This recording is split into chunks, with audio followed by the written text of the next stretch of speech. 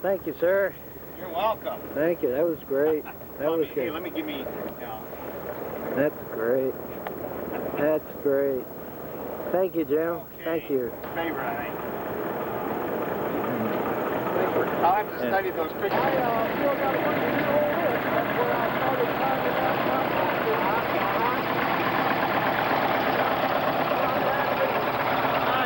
you were the first one here, except for the road. There you go. I've done all the way back. You've been here for 2 weeks, haven't you? I'm glad to see you. Glad.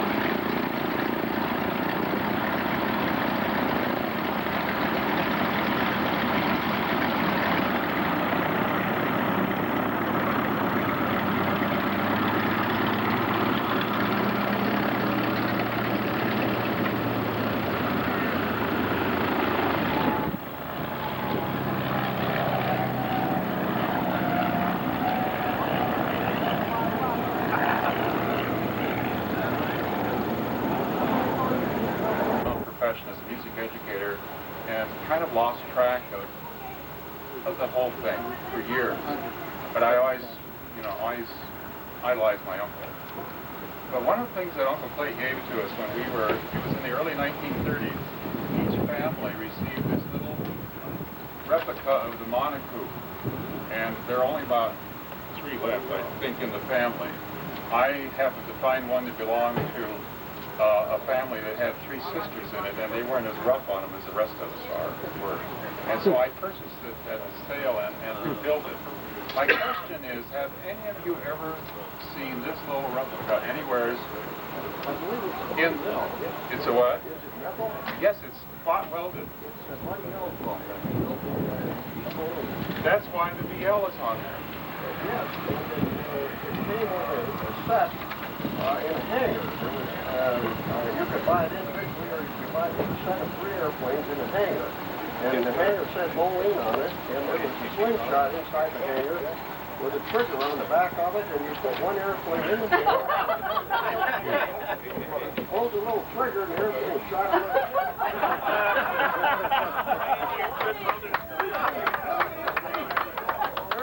I will talk with you later. This is what I've been looking for. I'll give you $1.50 for it. I paid $50 for it years ago, and it was really damaged. Nobody else was getting much on it. I just want to say to you that I am so proud of the fact that all of you people are carrying on this tradition of the Monocoupe. I think it's just great, man. My hat is off to you guys and women. Thank you so much.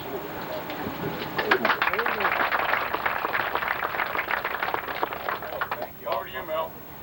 Okay, he flew in a Monocoupe Viking. It's parked over here. I have one of those little airplanes too. And the reason I have one of our other cousins got so tired of hearing me whining about not having one, he finally gave it to me.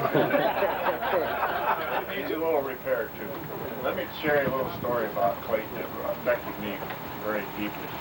I can't tell you what year it was, but sometime in the 30s, the President of the United States commissioned a day for Aviation Day, and on that day, all mail was to be sent by air. Anybody ever hear about that? 1938, National Airmail Week. My dad, I was probably 8 years old. My dad says, let's write a letter to Clayton that'll go by airmail. When we were going through Clayton's material, I found that letter he had kept, and that really affected me. My compliments to all of you folks. Thanks for coming. You are my kind of people.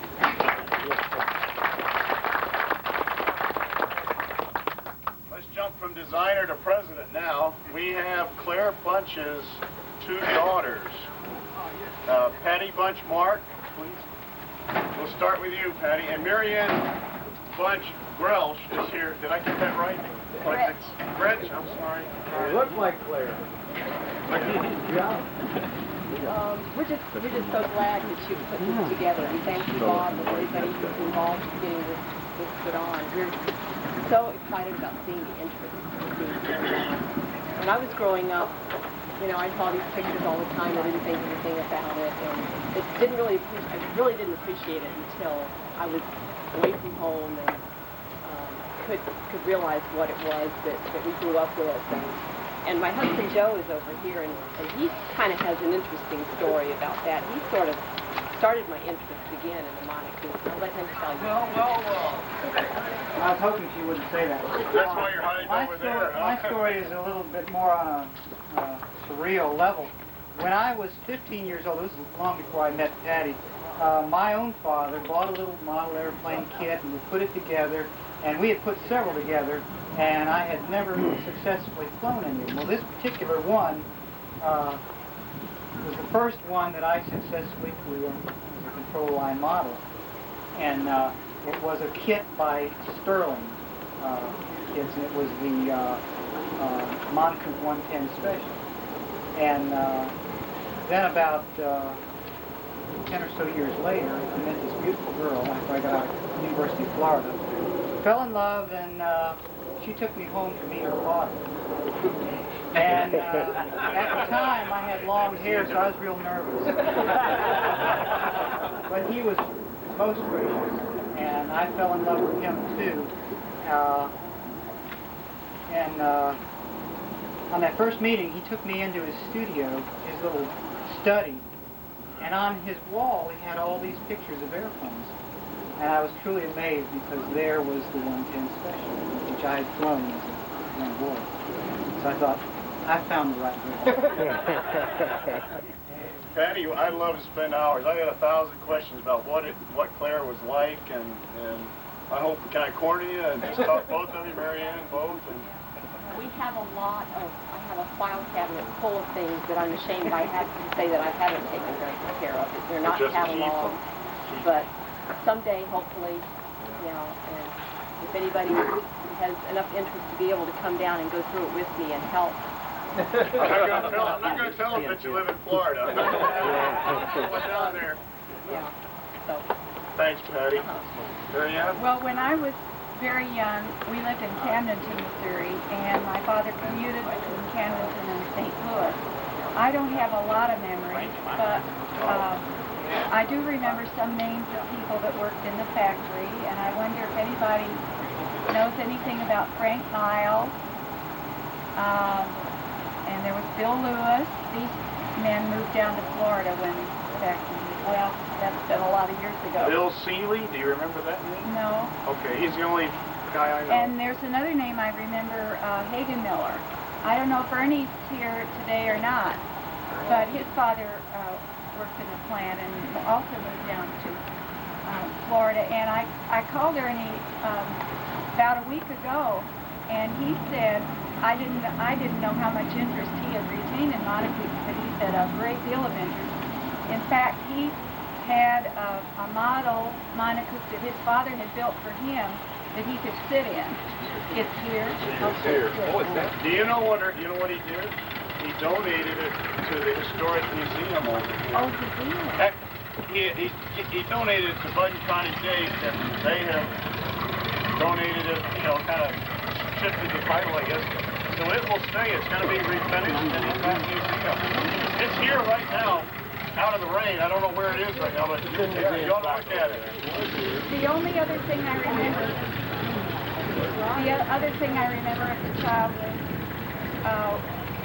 we had a farm in central Missouri, and he flew over one year on my birthday and dropped a present down in the air. We still have that farm, and we've worked on the house. Thank you for coming.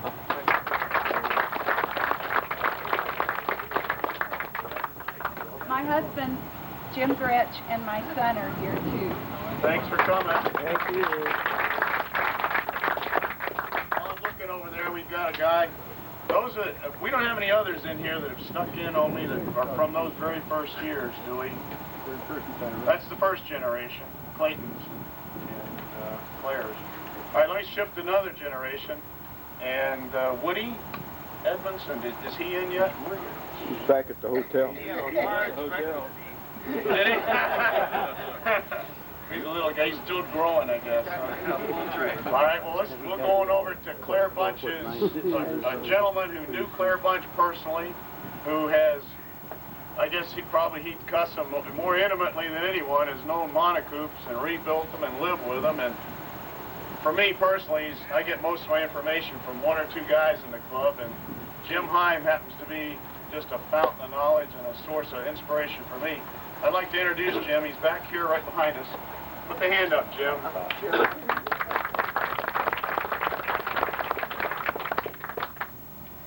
I was looking at Roy McGuire's monocoupe in the hangar. It's probably the first one I was associated with. I knew Roy McGuire years ago. In the 30s, he had bought the monocoupe, and he used to appear at the air shows around Ohio with it.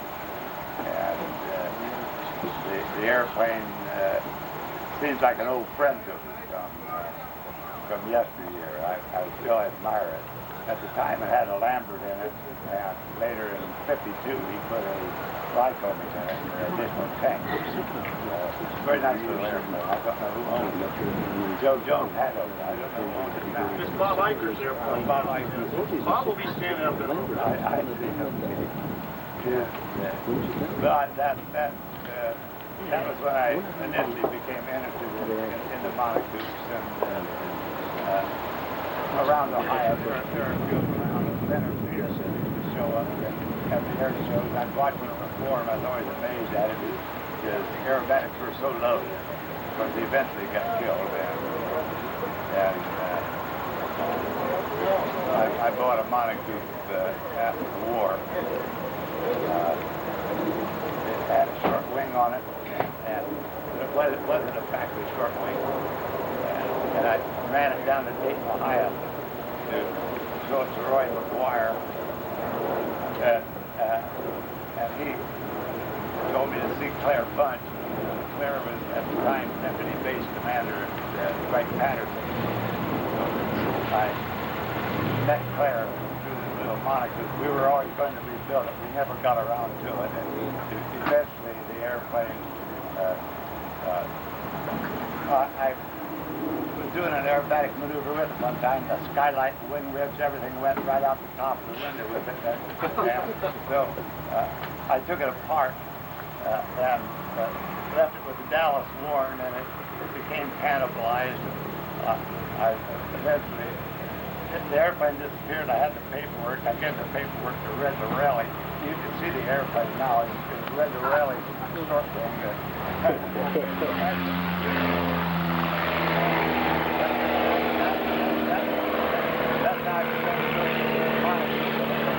Just a love affair with it. It's a very nice airplane. I think the crowd is just great. All these monocoupe people. I just like them all. They're just great. I just stand around and listen to them all day. I just like to talk to each one individually. They're some nice people, and I think you've done a great job with this one.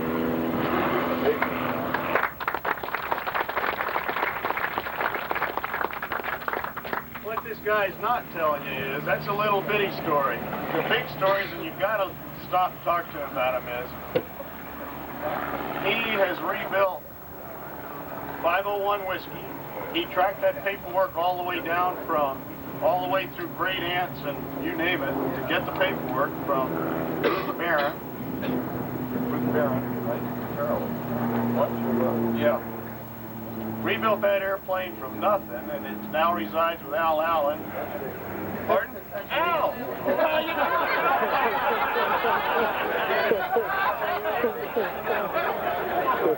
Come over here. Guess what we're going to talk to you next? Jim also, as you can see by being in a wheelchair, they had a little incident with a monocoupe, and not to be stopped by that, he went on to convert 3 monocoupe Monocoups that he restored, the hand controls, got himself certified and flew those airplanes forever. He now still has a Monocoupe Model 90 that he's restored, ready to cover it. So there's a lot of stories hiding in Jim Hines between his ears. Stop and talk to him. Al Allen, stand back up. Oh, God. Al Allen owns probably the Monocoupe that's won the most money in the world. And, I don't know where all I did was buy it. He did all the work. Oh, okay. And I just stored it. And it seems a shame. I feel so embarrassed in front of all these people. Jack Cox over there in Golda, they saw it a long, long time ago. It's no different than the last time they saw it. If I ever have time, it'll get together and it'll be flown, no problem. I'm not going to give it to a museum. It may go to you people and you may do something with it, but it's not going in a museum. Don't do it. It's going to be flown, used. And I don't care how many times it gets crashed or rebuilt. By the way, I sent you a copy of a letter one time that Claire Bunch wrote to Jim Heim in regard to flying trimming the clip wings. Oh, yeah. And there's a lot of missing words in it because the letter is so hard to read in longhand. But if you ever get that interpreted, that's a terrific letter. A lot of the stuff. A lot of the stuff that Claire did for speed mods on that, well, I can't put in writing, and we'll have the boys in black stomping all over us. By the way, I just had a note this morning at the motel that Kenny Roberts, assuming he's not here, had car trouble and wasn't going to be able to make it. Yeah, I got a note from Oh, you did? Okay. I can't believe him having car trouble. He'll never live that down. That's his business, you know. That's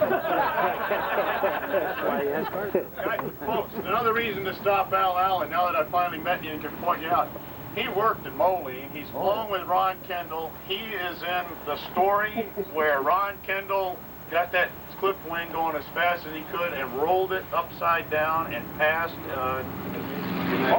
United. Well, I'll tell you the story to make it, if people aren't familiar with it, so you'll get it from the horse's mouth, because it's been reprinted a couple of times. I'm the horse. It's been reprinted a couple of times, and guys get it all mixed up. But I was with Ron one day. I used to ride with him as often as I could. Whenever he'd say, "Do you want to go for a ride?" I'd grab a chute out of the rack and I'd head over for that airplane. And we were over Geneseo, which is Harold Newman's old hometown, and we were probably about 4,000 feet. And Ron was in his usual living it. He was a little on the high side. We saw United, a mainliner, DC-3, settling in on a bit of a letdown. They never were very high between Midway and Moline, but he was probably about 2,500 feet, I suppose. And Ron stuck the nose down, and he didn't say anything to me. I had no idea what was going to happen. He stuck the nose down. I'll tell you, we were going downhill with cars. Now, believe me, I saw 300 mile an hour indicated on that airspeed. I'm looking at it. He rolled it out behind the airplane, behind the United flight, put it over on its back, and I'll bet we were, of course, remember, I'm thinking of 1947. It seemed like we were 150 feet off his wingtip, but I suppose we were probably 500 feet away from him. I don't know. But we went by him at a high rate of speed. It worked. We got to Moline, and Ron put it on the ground, of course, and the airline terminal for Braniff and United was part of the big hangar on the field at that time. It was just on one side of the hangar. And let's turn the airplane around and we'll park it right by the terminal building. So we did. And he said, "Come on, let's go inside the hangar." We went inside the hangar and he stood just behind the big hangar doors. And he said, "Watch this." And that airliner pulled up, you know, and they rolled the debarkation ramp up there, and I'll tell you, I think the pilot and the co-pilot were about the second or third person off of that airplane. They came off the airplane, they're over by this Monocoupe, and they're just going around. And old Ron, of course, was in his glory, you know. He kind of just wandered out there, strolled out there, and they said, well, what is it? You know, he said, well, it's my airplane, you know. They were probably late to get to Omaha. I imagine that was a bad flight. Anyway, that was the people and the story and the airline involved. It was United. I don't know if those guys are still around. They probably remember a Clipwing moniker. That was 2347, by the way. For anyone that's is Bill Sims here? He's here, President. Oh, hey. All right. Get him up a little bit. That's all. All right, so tag out, guys, for stories on a lot of the old Moline days and all, as the weekend wears on. I was just a line boy. I was thrilled with all of those people at Moline. I used to sit on a bench in front of the hangar, and sometimes Harold Newman would be there. There was Pat Miller. Is Lowell White here? Lowell is here, but he's not here now. He was down the other end. Okay, and a lot, and of course Ron and there was just a whole bunch of these people. Stuff Quinby would be there from the old factory, and of course Vern would like to sit in when he was always very actively busy with his business, but he loved to sit down with these guys. Did you ever know Paul Bloom that worked for Monocoupe? Pardon? Paul Bloom, did you ever know him that worked at No, I don't believe I did. Wow. Anyway, I was just thrilled. I used to just sit around and listen to these people talk, and I was just, I suppose 16, 17, 18 years old, and no, I wasn't that old yet. About 16, 17. And I was just thrilled with the whole idea of the thing. And that 2347, Ron would pay me $1 to wipe it down with mineral spirits after he'd flown it, because with the 145, the external greasing on the rockers, it would cover the fuselage with grease on the backside. He did not believe in wax. Totally did not believe. That was going to destroy the fabric on the airplane and everything else. Said, wipe it down with mineral spirits and dry it off with a dry rag. And he'd give me $1 for that, and I think I did that 3 times a week.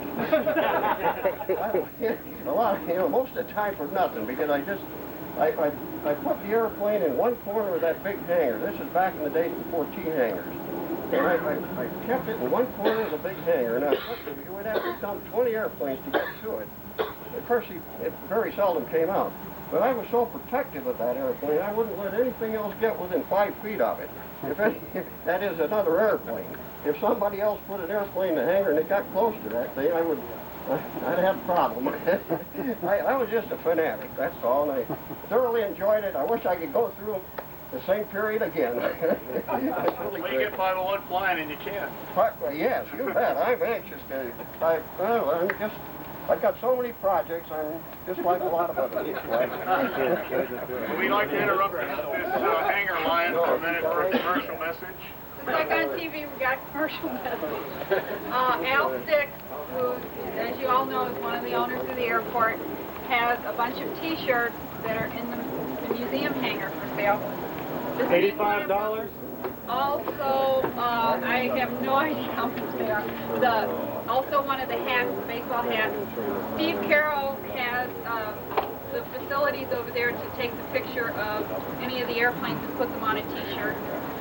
And I just wanted to mention these things because these people are also been very supportive to all of you guys coming here. So I just wanted to give. We can also split this up. Sitting in these chairs takes two. We can't get through everybody right now. We got this afternoon, tomorrow.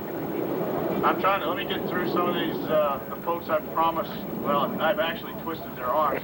I want to introduce Jim Kimball, right, he's got him right in front of me, and his wife. Thank you for coming. There's a couple of things, I want Jim to stand up and just show his face. There's a couple of things Johnny McCulloch's airplane is that Jim and Kevin did the paint job, Jim put that airplane together. And then, of course, Jim Youngkin did a lot of metal work. Harmon Dickerson. But the fit and finish are what made a smooth flying rocket, and Jim Kimball's fingers are what did that. And I just wanted y'all to know who it is. John's always part of it.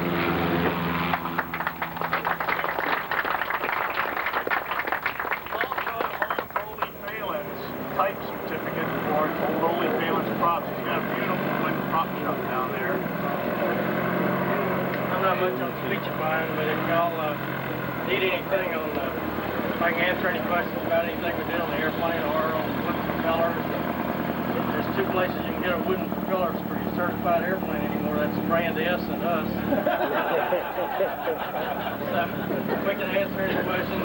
Catch me anytime. We'll be here until tomorrow. Thanks to all the guys around here that have done all the work putting this on. We've really enjoyed being here. Thanks for coming.